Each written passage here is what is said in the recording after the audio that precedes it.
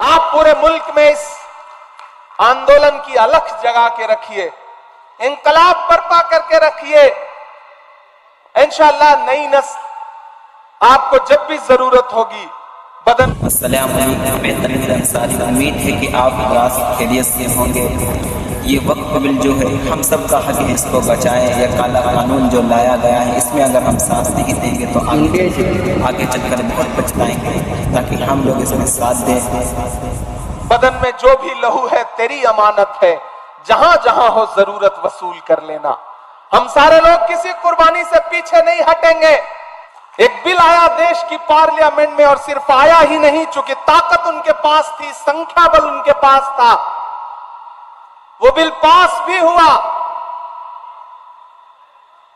वो बिल और उस बिल का मकसद है कि हमारे पुरखों ने जो जमीनें दान की हैं उन जमीनों को लूट करके नरेंद्र मोदी जी अपने धन्ना सेठ दोस्तों को बेचना चाहते हैं।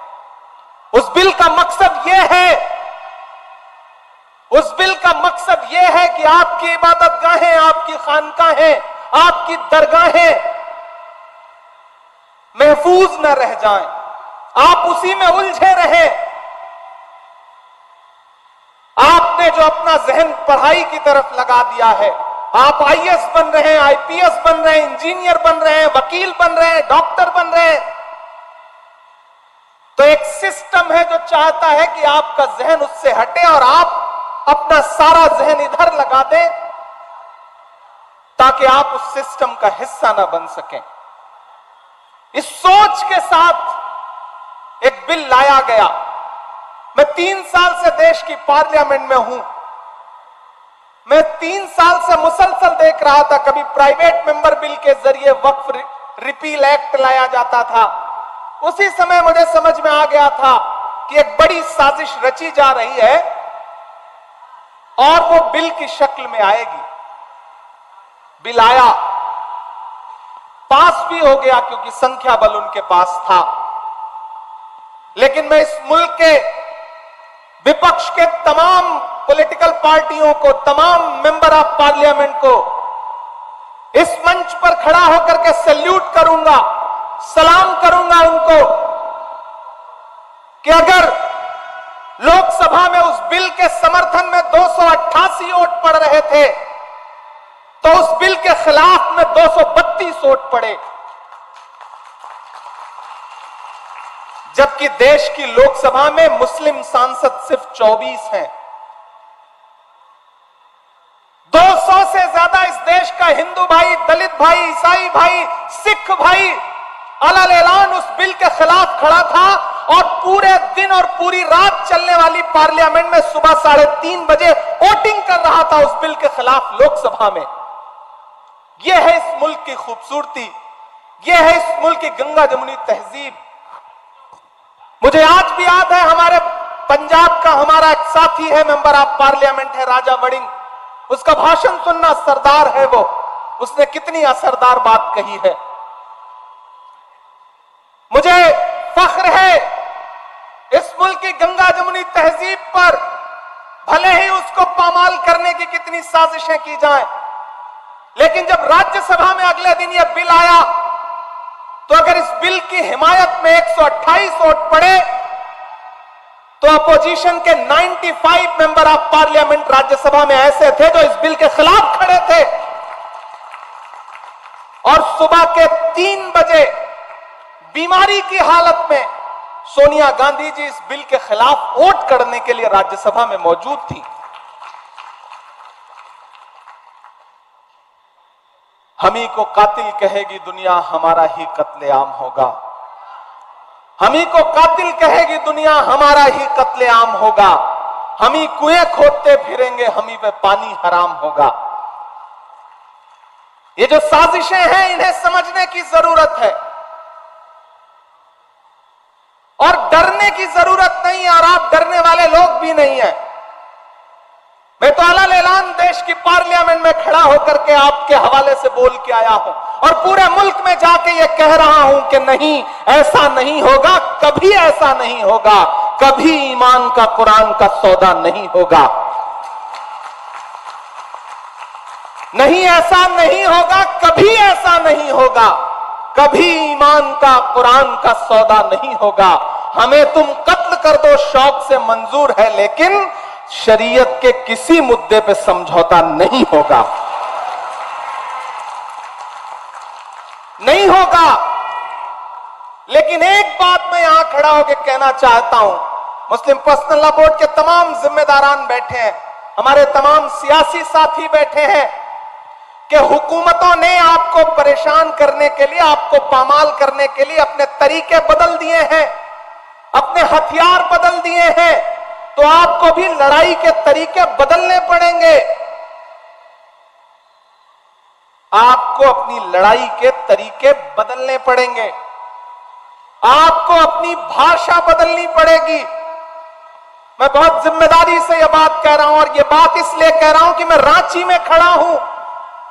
यह वह सरजमीन है जहां तकरीबन 3.5 साल मौलाना अबुल कलाम आजाद ने नजरबंद रह करके गुजारा है। इन आबो हवाओं में, इन फजाओं में मौलाना आजाद की खुशबू है, यहां उनके एहसास है। मैं इसलिए यहां खड़ा होकर के यह बात कह रहा हूं। मैंने जब देश की पार्लियामेंट में अपनी तकरीर शुरू की थी, तो उस समय भी मौलाना आजाद से शुरू की थी। मैंने कहा था कि 1947 में जामा मस्जिद की सीढ़ियों पर खड़े होकर के जब मौलाना आजाद ने तकरीर की थी और ये कहा था कि कहां जा रहे हो, ये है तुम्हारा मुल्क, यहां तुम्हारे आबाओ अजदाद की कब्रें हैं, तो लोगों ने अपने सरों की गठरियां उतार के रख दी थी।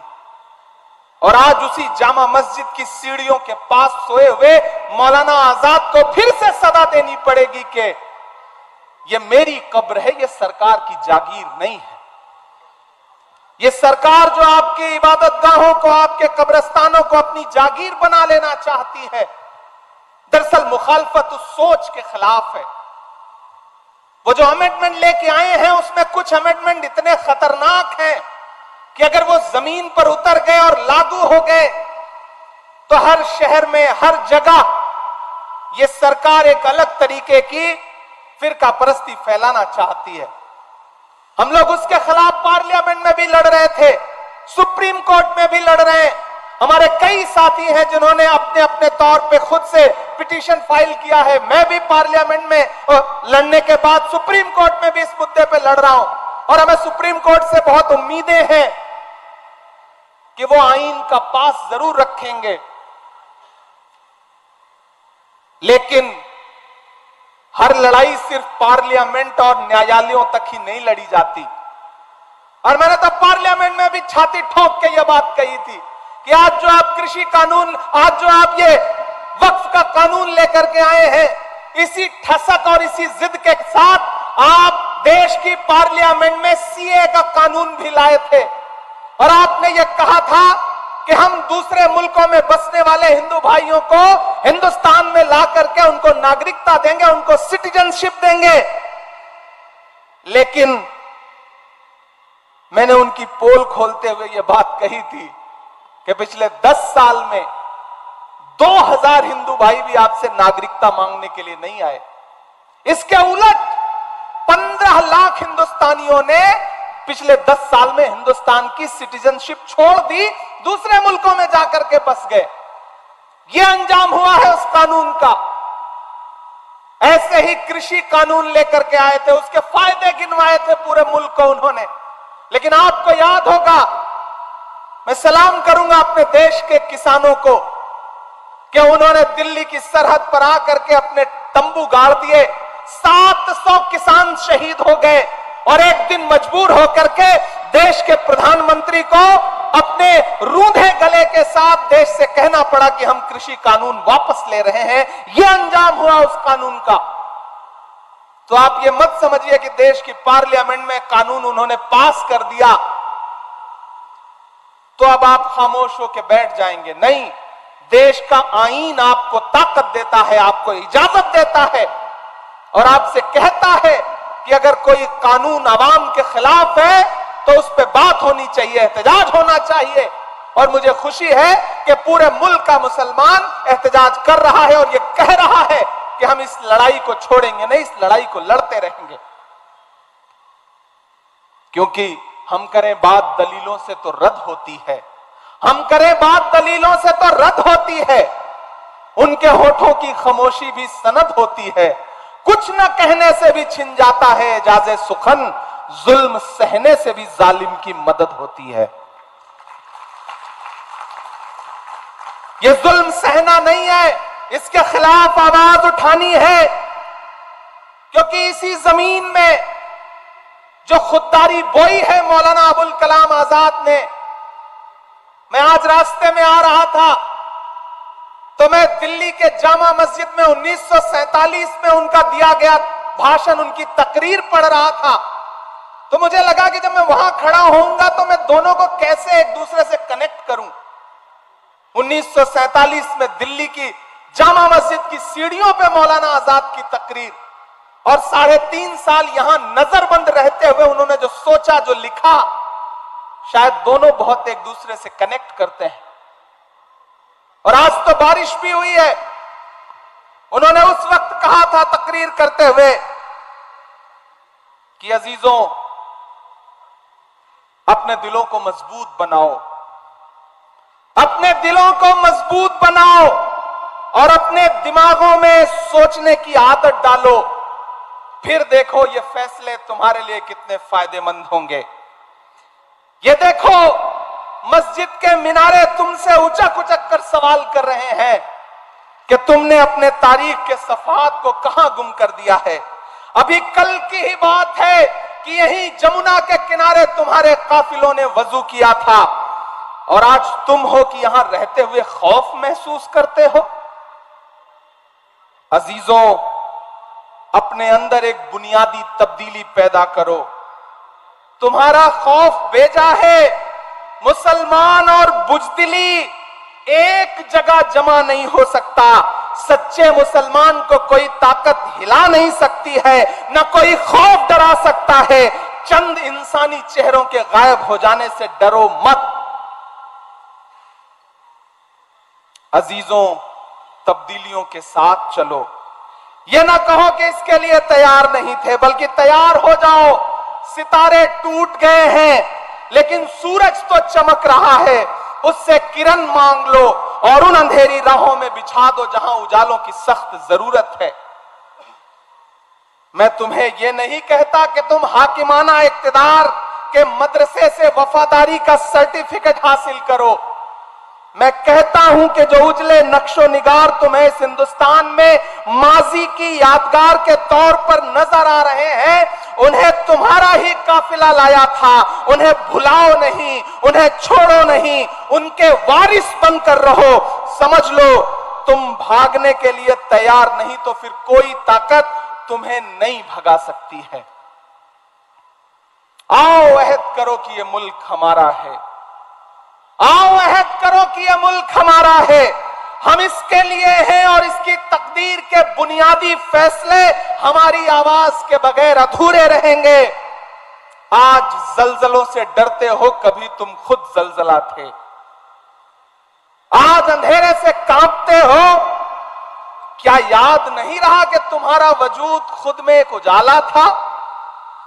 ये बादलों ने मैला पानी क्या बरसाया कि तुमने भीग जाने के डर से पायजामे ऊपर चढ़ा लिए। वो तुम्हारे ही इस्लाफ थे जो समुंदरों में उतर गए, पहाड़ों की छातियों को रौंद डाला। आंधियां आई तो उनसे कह दिया कि तुम्हारा रास्ता ये नहीं है। ये ईमान से भटकने की बात है कि शहंशाहों के गिरेबान से खेलने वाले आज खुद अपने गिरेबान से खेलने लगे हैं। अजीजों, मेरे पास कोई नया नुस्खा नहीं है, वही 1400 बरस पुराना नुस्खा है। वो नुस्खा जिसको कायनात का मोहसिन लेके आया था। ये वो तकरीर है जो 1947 में जामा मस्जिद की सीढ़ियों पे खड़े होकर मौलाना आजाद ने दी थी। मैं रांची में खड़ा था तो मुझे लगा कि इसे दोहराना जरूरी है। आप डरिए मत। एक लड़ाई पार्लियामेंट में, एक लड़ाई अदालत में, तो एक लड़ाई जमीन पर। आपकी इबादतगाहों के खिलाफ, आपकी दर्सगाहों के खिलाफ, आपके कब्रिस्तानों के खिलाफ कोई हाथ बढ़ता है, तो आगे बढ़कर के उस पंजे से पंजा लड़ाओ और कहो कि हम इसके मुहाफिज हैं, हम अपने पुरखों की, अपने अजदाद की दान की हुई जमीनें, वक्फ की हुई जमीनें लूटने नहीं देंगे। हुकूमत कह रही है कि वो पसमानदा के हुकूक के लिए इस वक्फ में अलग से प्राविधान करेगी। मैंने तो पार्लियामेंट में भी कहा था कि बुनकरों के उद्योग को बर्बाद करने वाली ये सरकार, चाहे वो मालेगांव हो, चाहे भिवंडी हो, चाहे इचलकरंजी हो, चाहे बनारस हो, चाहे मऊ हो, चाहे मुबारकपुर हो, चाहे रांची हो, पूरे मुल्क में जो बुनकरों के हाथ में कारोबार था कि अपने हाथों के हुनर से वो लोगों के जिस्मों के लिए लिबास बनाते थे, उस पूरे रोजगार को बर्बाद कर दिया गया। मैं तो नरेंद्र मोदी जी से कहना चाहता हूं कि ये बुनकर जो हैं, ये भी तो पसमानदा समाज से आते हैं। अगर आप पसमानदा समाज की भलाई चाहते हैं तो जो इनकी सब्सिडी थी उसको बहाल करिए। आप कहते हैं कि आप मुस्लिम बहनों के हुकूक के लिए कानून लेकर के आए हैं और वक्फ में आप मुस्लिम बहनों को हिस्सा देंगे। नरेंद्र मोदी जी, हमें गुजरात की बेटी बिल्किस याद है, जब आप दिल्ली के लाल किले पर खड़े होकर के 15 अगस्त को इस देश में महिला सशक्तिकरण पे भाषण दे रहे थे, तो उसके महज 2.5 घंटे के बाद आपके गृह राज्य गुजरात में न सिर्फ बिल्किस के बलात्कारी रिहा किए जा रहे थे, बल्कि उनको आपकी पार्टी के नेता मालाएं पहना के उनका इस्तकबाल कर रहे थे। और आप बात करते हैं मुस्लिम बहनों के हुकूक की। ये कहानी किसी और को सुनाइएगा नरेंद्र मोदी साहब। हम समझते हैं इस खेल को, हमारी नई नस्लें समझती हैं इस खेल को। ये लड़ाई जारी रहनी चाहिए। रांची वालों, एक बात याद रखना कि जब वक्त पे कोई लड़ाई लड़ी जाती है तो जीत उसमें यकीनन हमारी होती है। वक्त की अहमियत को समझना पड़ेगा। जो अखबार सुबह 5 रुपए का एक बिकता है, शाम होते होते वही 5 रुपए का 1 किलो मिलता है। वक्त की अहमियत को समझना पड़ेगा। खामोश मत होइएगा, डरिएगा मत, क्योंकि जब तक शेर अपनी कहानियां खुद लिखना नहीं सीखेंगे, तब तक अपनी कहानियों में शिकारी खुद को महान बताते रहेंगे। हर प्लेटफॉर्म पे आवाज उठाइए, आवाजें बुलंद बोलिए। इस देश के सिख भाई, इस देश के आदिवासी भाई, इस देश के दलित भाई, इस देश के पिछड़े और इस देश के अमन पसंद फॉरवर्ड क्लास के लोग भी आपके साथ हैं। वो इस लड़ाई में आपकी बाट जोड़ रहे हैं और आपका साथ देने के लिए तैयार हैं। और मैं जिस पार्टी से आता हूं, उसका माइनॉरिटी डिपार्टमेंट का नेशनल चेयरमैन होने की हैसियत से भी कह रहा हूं कि आने वाले दिनों में जब भी सरकार बदलेगी, मैं यकीन दिलाता हूं आप सारे लोगों को कि पहली फुर्सत में जब भी हुकूमत बदलेगी, ये जो भी आईन के खिलाफ जाकर के अमेंडमेंट लाए हैं, इसको एक झटके में फिर उसी संसद के जरिए बदलने का काम इंडिया गठबंधन करेगा, कांग्रेस पार्टी करेगी। ये हम आपको भरोसा दिलाते हैं। इसलिए बिल्कुल मायूस मत होइए, मायूसी कुफ्र है। हम लड़ेंगे, अपनी जमीनों की हिफाजत करेंगे, अपनी दरसगाहों की हिफाजत करेंगे, अपनी खानकाहों की हिफाजत करेंगे, अपने कब्रिस्तानों की हिफाजत करेंगे। कोई हुकूमत, कोई सरकार हमसे छीन नहीं सकती। और अभी हफीजुल भाई ने तो भरोसा भी दिलाया, यहां के चीफ मिनिस्टर साहब भी, हेमंत सोरेन साहब भी इस चीज को लेकर के संजीदा हैं। तो कम से कम कर्नाटक हो, तेलंगाना हो, झारखंड हो, ऐसे कई सूबे हैं जहां भाजपा की नफरत वाली सोच के बरक्स एक नई सेकुलर सोच खड़ी है, जो उनके किसी भी कानून के खिलाफ, जो कानून अवाम के हक में नहीं है, उसको अपने यहां इंप्लीमेंट नहीं होने देगी। ये हम आपको भरोसा दिलाते हैं। आपने बहुत लंबी तकरीरें सुनी है, बहुत ज्यादा बात नहीं करनी है। बस आपका इस बात के लिए शुक्रिया अदा करना है कि आप इस बारिश में भी हजारों की तादाद में यहां इकट्ठे हुए। कोई आंधी, कोई तूफान, कोई बारिश अगर आपको रोक नहीं पा रहा है तो फिर ये आपका जज्बा ही हमारी ताकत है। ये जो हमारे मुस्लिम पर्सनल लॉ बोर्ड के जो तमाम बुजुर्ग बैठे हैं, ये आपके हौसले की बुनियाद पर लड़ रहे हैं। इन्होंने अपनी उम्र जी ली है, लेकिन ये अपने आने वाले मुस्तकबिल के लिए लड़ रहे हैं, अपने नए नस्ल के बच्चों के लिए लड़ रहे हैं।